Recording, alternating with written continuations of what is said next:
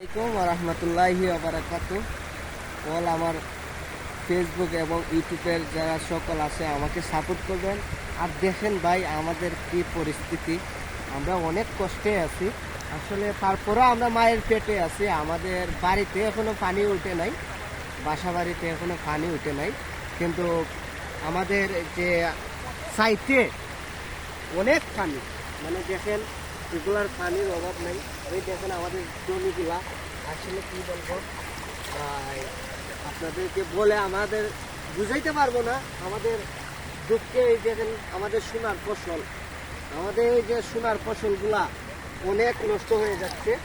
আসলে কি বলবো, আমরা তো মায়ের পেটে আছি, তারপরেও আমাদের অনেক ক্ষতিগ্রস্ত হচ্ছে, কিন্তু জানি না আল্লাহ কবে এই মুক্তি দিবে।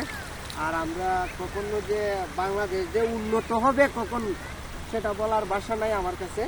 বাংলাদেশ এমনিতেই পানির তলে, মানে বাংলাদেশ এমনিতেই আমাদের, মানে কি বলবো, আমরা এমনিতেই গরিব দেশ। এটা গরিব দেশ।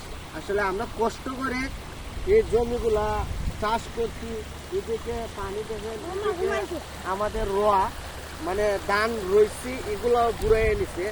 আসলে আমরা দুঃখজনক, তারপরেও আমরা যে এটা বাহুবল থানা দিঘির পার, তো আমাদের জন্য দোয়া করবেন। এটাই আপনাদের কাছে। আমরা পানি থেকে কবে মুক্তি পাবো সেটা জানি না।